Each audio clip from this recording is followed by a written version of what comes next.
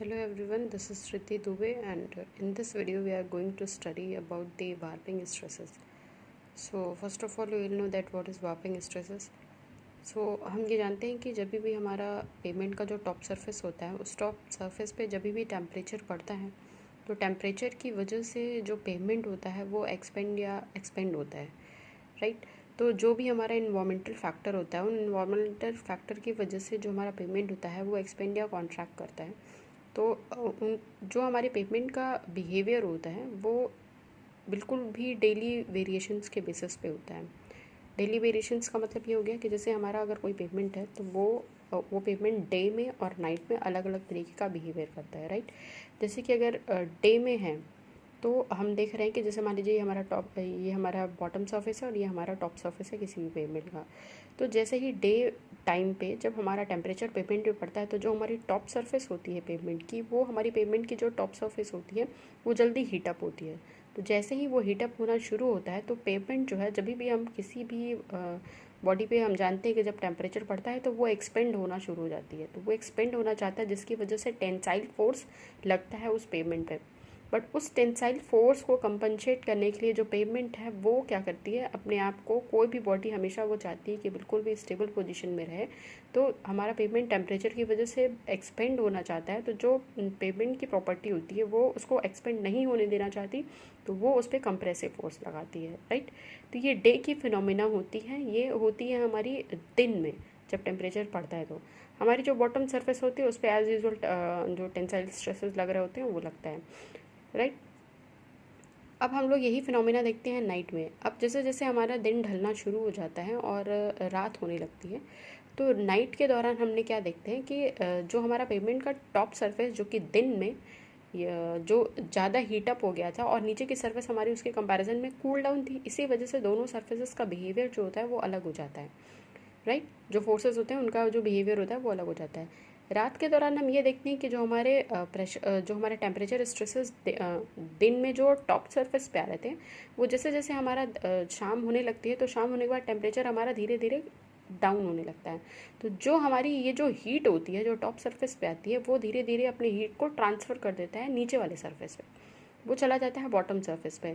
तो जो phenomena day में हो रही होती है पेमेंट में, वही फिनोमेना नाइट में हो रही होती है बॉटम सरफेस पे, और वही फिनोमेना डे में हो रही होती है टॉप सरफेस पे। तो जब ये हमारा बॉटम सरफेस पे जब हीट ट्रांसफ़र होकर चला जाता है तो जो हमारे टेंसाइल स्ट्रेसेस लग रहे होते हैं तो वो टेंसाइल स्ट्रेसेस की वजह से उसको जो एक्सपेंड होता है जिसकी वजह से पेमेंट उसको कॉन्ट्रैक्ट करने के लिए जो पेमेंट है वो हमारा बॉटम सरफेस पे कंप्रेसिव स्ट्रेसेस लगाता है, ठीक है। तो ये हमारे नीचे जो है वो हीट ज़्यादा हो गया होता है नाइट में, और जो टॉप सरफेस होती है वो टॉप सरफेस क्योंकि इन्वायरमेंट के कांटेक्ट में जल्दी आता है, तो यहाँ पे जो टॉप सरफेस होगा वो टॉप सरफेस जितनी जल्दी हीटअप होगा उतनी ही जल्दी ये कूल डाउन होगा अगर हमारा टेम्परेचर लो हो जाएगा। तो ये जो फिनोमिना हम देखते हैं वार्पिंग स्ट्रेसेस का किसी भी पेमेंट में वो डे और नाइट में दोनों में अलग अलग होता है, राइट। तो अब क्या है, जैसे मान लीजिए हमारा ये पेमेंट है और ये पेमेंट हमारा थोड़ा सा बेंड हो गया, तो ये ऊपर की तरफ बेंड हो जाता है, तो इसको हम लोग बोलते हैं वार्पिंग। जैसे ये बेंड हुआ तो ये बेंडिंग जो होती है वो नीचे की तरफ होती है, इसको हम लोग बोलते हैं वार्पिंग डाउन। और ये जो हमारी बेंडिंग हम जैसे देख रहे हैं कि ये जो बेंडिंग हो रही है वो ऊपर की तरफ हो रही है, इसको बोलते हैं वार्पिंग अप, राइट। तो ये हमारा वार्पिंग स्ट्रेसेस होता है।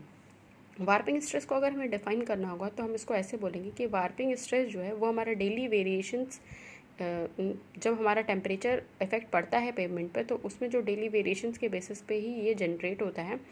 और ये सबसे ज़्यादा हमें देखने को मिलता है जो हमारा मिड नून होता है, मतलब दोपहर के टाइम में, क्योंकि दोपहर के टाइम में जो टेम्परेचर का जो डिफरेंस होता है हमारा बॉटम सरफेस पे और टॉप सरफेस पे वो मैक्सिमम हो रहा होता है, राइट। तो ऐसे हम वार्पिंग स्ट्रेस को डिफाइन कर सकते हैं। वार्पिंग स्ट्रेस को कैलकुलेट करने के लिए हमारे पास 3 फॉर्मूले हैं स्ट्रेसेस को कैलकुलेट करने का। इसके पहले जब हम लोगों ने वेस्टरगार्ड भी पढ़ा हुआ था तो उसमें भी हम लोगों ने स्ट्रेसेस को कैलकुलेट करने का फॉर्मूला देखा था। इसमें भी जब स्ट्रेसेस को कैलकुलेट करते हैं तो उन स्ट्रेसेस को हम कैलकुलेट करते हैं 3 रीजन में, इंटीरियर, एज और कॉर्नर। तो ये हमारा बता रहा है कि stress at interior, stress at edge and stress at corner, right. तो जो हमारा STI है ये बताता है कि ये जो स्ट्रेस डेवलप हो रहा है वो हमारा इंटीरियर रीजन पे कितना डेवलप हो रहा है। फॉर्मूला है उसके लिए E α T/2 in bracket CX + μ CY/1 - μ²। ये अलग अलग टर्मिनोलॉजी हम इसको देखेंगे। जैसे ई है तो ई हमको पता है कि ये हमारा मॉडुलस ऑफ इलास्टिसिटी है, इसकी वैल्यू हमें क्वेश्चन में दिया रहेगा। अल्फ़ा जो है वो कोएफिशिएंट ऑफ थर्मल एक्सपेंशन है। Small t is temperature difference, right. C X and C Y, C X और सी वाई जो है वो एक तरीके का कोएफिशिएंट है जो डिपेंड करता है एल एक्स बाई एल के रेशियो पे, और सी वाई डिपेंड करेगा एल वाई बाई वाई के रेशियो पे, राइट। तो हम अभी देखेंगे कि इसमें एल एक्स और एल वाई की वैल्यू जो है वो हमें क्वेश्चन में दी रही होती है। एल एक्स जो है वो हमारा स्पेसिंग होता है जो ट्रांसवर्स जॉइंट होता है, एल वाई जो होता है वो स्पेसिंग होता है जो हमारा लॉन्गिट्यूडनल जॉइंट होता है। वो दोनों हमको क्वेश्चन में दिया रहता है, और एल एक्स बाई एल करके निकालेंगे तो हमें एक रेशियो मिलेगा, और एल जो है वो हमारा रिलेटिव स्टिफनेस है। रिलेटिव स्टिफनेस को कैलकुलेट करने का फॉर्मूला है, वो अभी हम आगे इसके पहले वेस्टरगार्ड में भी देख चुके हैं और अभी फिर से देखेंगे।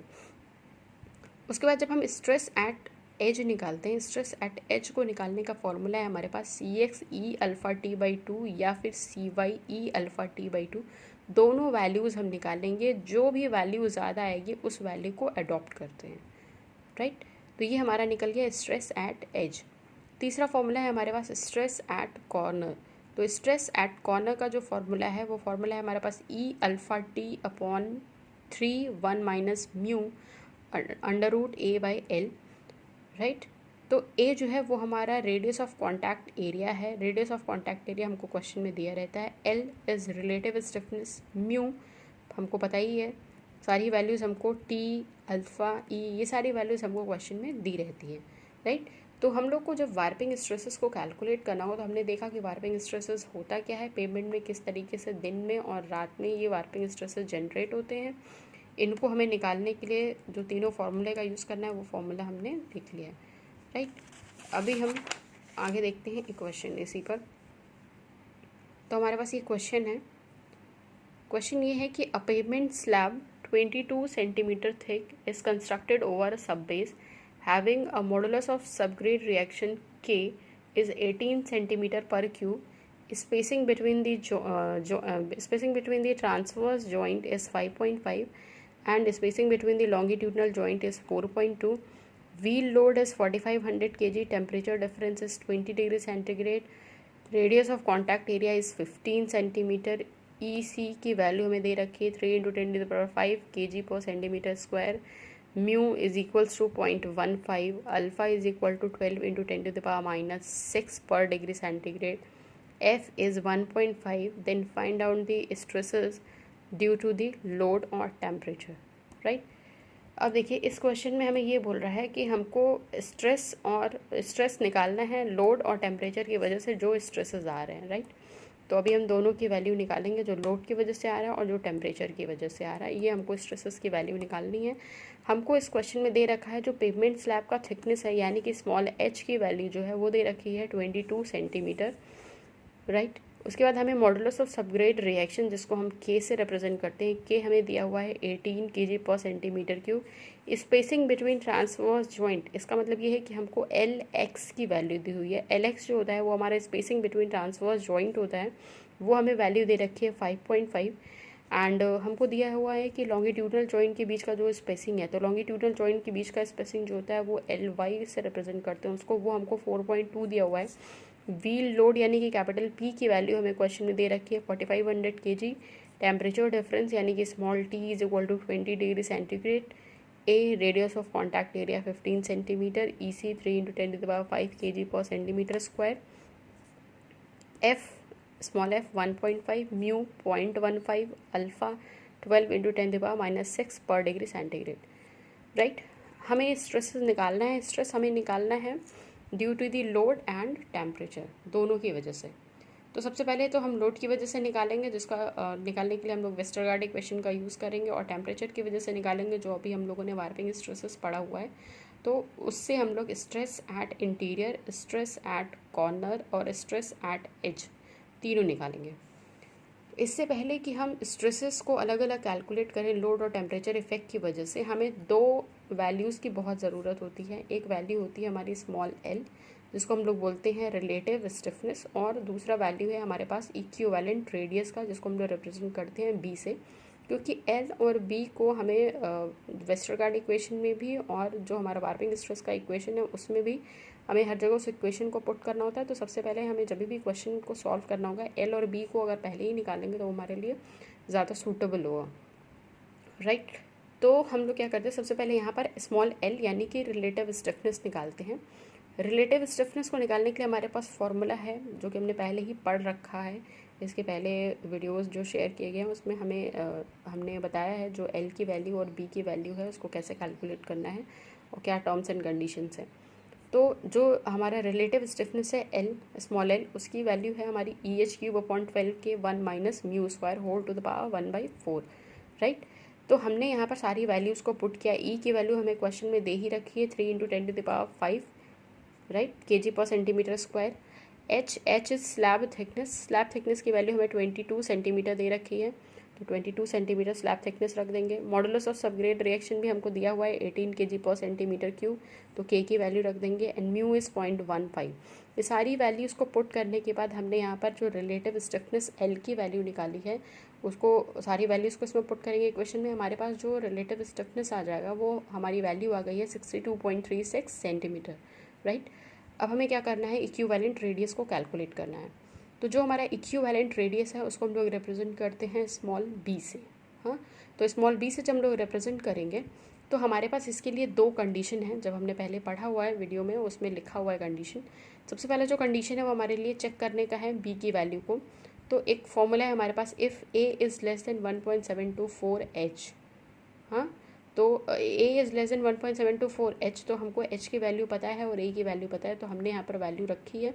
ए की वैल्यू क्वेश्चन में हमको 15 सेंटीमीटर दिया तो हमने ये 15 रखा, और 1.724 H की जगह पे हमने 22 रखा। ये हमारी वैल्यू आ रही है 37.928। तो ये जो कंडीशन है उस कंडीशन को सेटिस्फाई कर रहा है कि ए इज़ लेस देन 1.724 H। ये कंडीशन जो है वैल्यूज़ पुट करने पे सेटिस्फाई हो रही है, इसलिए हम इस इक्वेशन का यूज़ करेंगे बी की वैल्यू को कैलकुलेट करने के लिए। अदरवाइज़ अगर ये ग्रेटर होता तो हम जो ए की वैल्यू है वही बी की वैल्यू को लेते। ये हमने पहले ही पढ़ रखा है। तो जो बी का इक्वेशन आएगा हमारा इक्विवेलेंट रेडियस का, वो हमारा इक्वेशन है √1.6 a² + h² minus 0.675 H, right. तो हमने जो ए की वैल्यू है, ए की value radius of contact area, क्योंकि हमें क्वेश्चन में 15 सेंटीमीटर दे दिया है तो हमने यहाँ पे 15 रखा। एच की वैल्यू स्लैब थिकनेस हमें 22 पता है, हमने वो भी रख दी वैल्यू, और यहाँ पे भी हमने एच की वैल्यू 22 रख दी, राइट। तो हमने इससे बी का जो इक्विवेलेंट रेडियस की वैल्यू निकाली है वो हमारी आ गई 4.20 सेंटीमीटर। जब हम सारी वैल्यूज़ को रखेंगे कैलकुलेट करेंगे हमारे पास 4.20 सेंटीमीटर बी की वैल्यू आ जाएगी। अब हमें जो स्ट्रेसेस कैलकुलेट करना है वो सबसे पहले हम लोड के बेसिस पे कैलकुलेट कर रहे हैं, जिसके लिए हम लोगों ने वेस्टरगार्ड इक्वेशन का यूज़ किया हुआ है। तो सबसे पहले हम लोग ले रहे हैं स्ट्रेस एट इंटीरियर सेक्शन।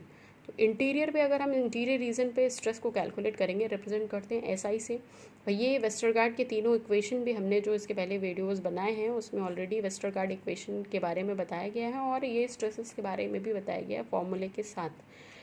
तो अगर कोई प्रॉब्लम हो आपको इसमें तो आप उस वीडियो को रेफ़र कर लो।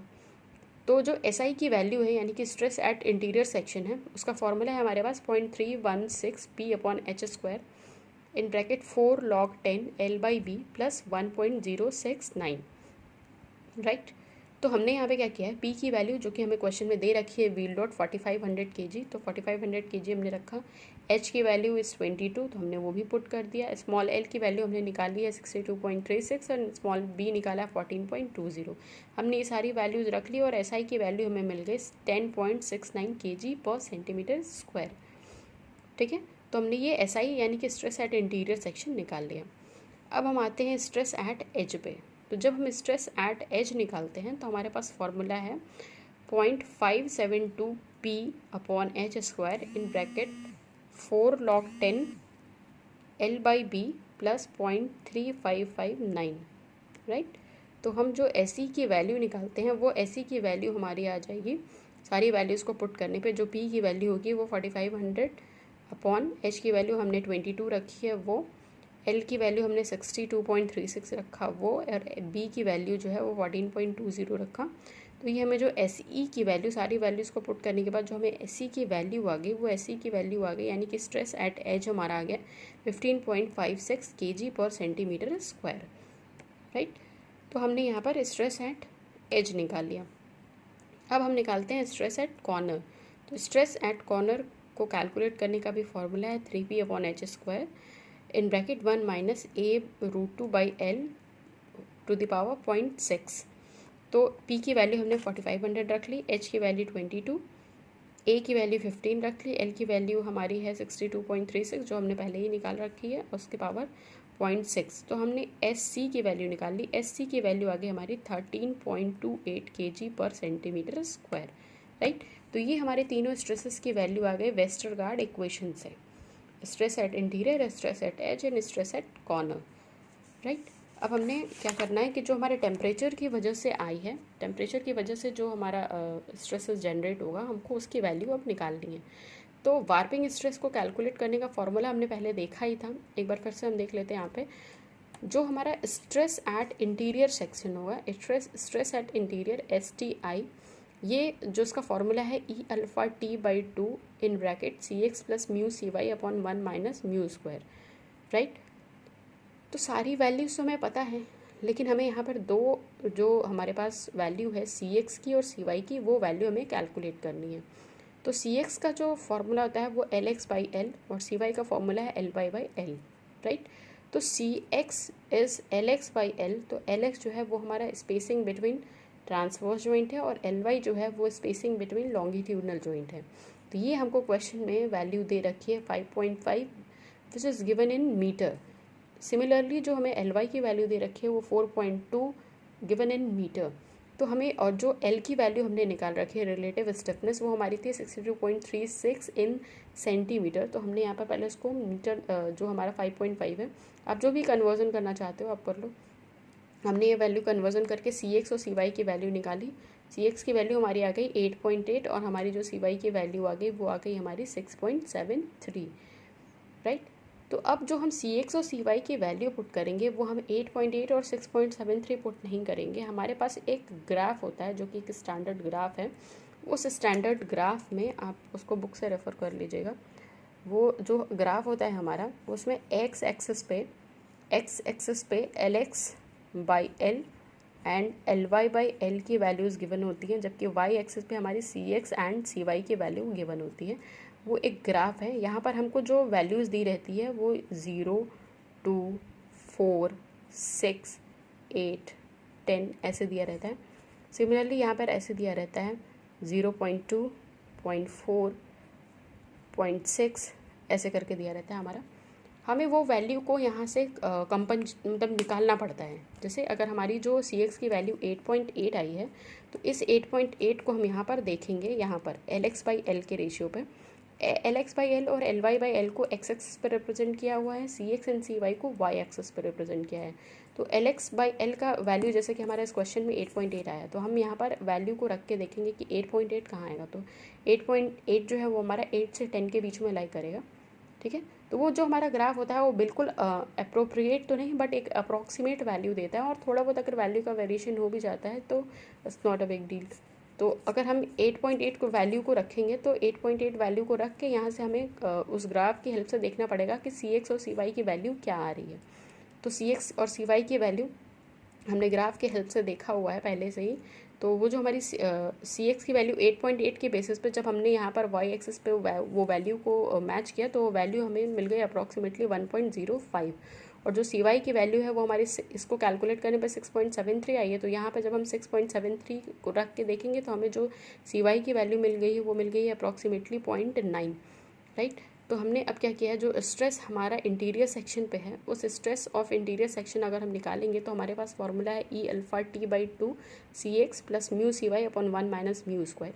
तो हमने E की वैल्यू को 3 × 10⁵ रखा, अल्फ़ा इज़ 12 × 10⁻⁶, टेम्परेचर हमको क्वेश्चन में दे रखा है विच इज़ 20। CX की वैल्यू हमने अभी कैलकुलेट किया, इस ग्राफ के हेल्प से 1.05 आया। म्यू की वैल्यू क्वेश्चन में हमें 0.15 दे रखी है, और हमको पता है कि जो हमारा CY है वो 0.9 है, वो भी हमने इस ग्राफ के हेल्प से निकाला हुआ है। 1 - μ², सारी वैल्यूज़ हमें गिवन है। हमें स्ट्रेस एट इंटीरियर सेक्शन निकाल लेंगे, वैल्यू आ जाएगी हमारी 43.64 kg/cm², राइट। तो ये हमारा आ गया warping stress at interior section. अब हम दूसरा निकालते हैं स्ट्रेस एट एज सेक्शन। तो स्ट्रेस एट एज निकालेंगे तो हमारे पास दो फार्मूले हैं, CX E∝T/2 एंड जो स्ट्रेस है हमारा CYE∝T/2, ये दोनों में जो वैल्यू बढ़ी आती है वही वैल्यू हम अडॉप्ट करते हैं। तो CX की वैल्यू हमने 1.05 ले रखी है, E हमको क्वेश्चन में दे ही रखा है 3 × 10⁵, अल्फ़ा हमको क्वेश्चन में दे रखा है 12 × 10⁻⁻6 इंटू T जो है हमारा टेम्परेचर डिफरेंस 20/2। ये वैल्यू हमने पुट किया, ये हमारी वैल्यू आ गई 37.8 kg/cm², राइट। फिर इसी तरीके से हमने CY की वैल्यू को पुट करके इस इक्वेशन में निकाला, हमारी वैल्यू आ गई 32.4 kg/cm²। क्योंकि इन दोनों में जो हमारी ये वैल्यू 37.8 kg/cm² आई है, ये ज़्यादा वैल्यू है, तो हम इसी को अडॉप्ट करेंगे, राइट। अब हमें क्या करना है, स्ट्रेस निकालना है एट कॉर्नर सेक्शन पे। तो स्ट्रेस एट कॉर्नर निकालने के लिए हमारे पास फॉर्मूला है E∝T/3 1 - μ √A/L, ठीक है। तो ये हम जब स्ट्रेस एट कॉर्नर सेक्शन निकालेंगे तो हमें E की वैल्यू, अल्फ़ा की value, T, mu, A, L, everything हमको सारी वैल्यूज़ पता है। हमने कुछ वैल्यू खुद से कैलकुलेट की है, कुछ वैल्यू हमें क्वेश्चंस में दे रखी है, सारी वैल्यू हमने यहाँ पे पुट किया, तो हमें STC मिल गया, यानी कि स्ट्रेस एट कॉर्नर सेक्शन। तो स्ट्रेस एट कॉर्नर सेक्शन हमारा आ गया है 13.84 kg/cm²।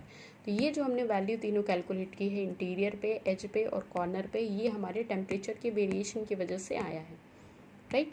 तो हमने इसके पहले जो वेस्टरगार्ड से निकाला वो हमने लोड की वजह से स्ट्रेसेस देखे, और ये हमने जो देखे हैं वो टेम्परेचर के वेरिएशन की वजह से स्ट्रेसेस देखे हैं तीनों रीजन पे, इंटीरियर, एज एंड कॉर्नर पे, राइट। क्वेश्चन में हमको बोल रखा है कि फ्रिक्शनल स्ट्रेस भी निकालने को, तो फ्रिक्शनल स्ट्रेस निकालने का फॉर्मूला रहता है FWL/2, जहाँ पे F जो है वो तो हमको पता ही है, क्वेश्चन में दे रखा है 1.5, W जो है वो यूनिट वेट ऑफ कॉन्क्रीट है, वो हमने 2400 लिया हुआ है, ठीक है, हमको पता ही है, ये तो फिक्स वैल्यू होती है। जो L है वो L जो है वो स्पेसिंग ऑफ ट्रांसवर्स जॉइंट वो लिया है /2, और यहाँ हमने इसको में चेंज किया, तो ये 10⁴, क्योंकि सेंटीमीटर को चेंज करने के लिए यहाँ से हमने इसको कैलकुलेट किया, तो फ्रिक्शनल स्ट्रेस की वैल्यू आ गई 0.99 kg/cm², राइट। तो इस तरीके से हमने ये वैल्यूज़ जो हैं वो तीनों निकाली हैं, वो तीनों वैल्यूज़ हमारी इंटीरियर, एज और कॉर्नर सेक्शन पे टेम्परेचर और लोड वेरिएशन की वजह से आया है, right. So I hope this video will help you to understand the warping stresses. Thank you for watching this video.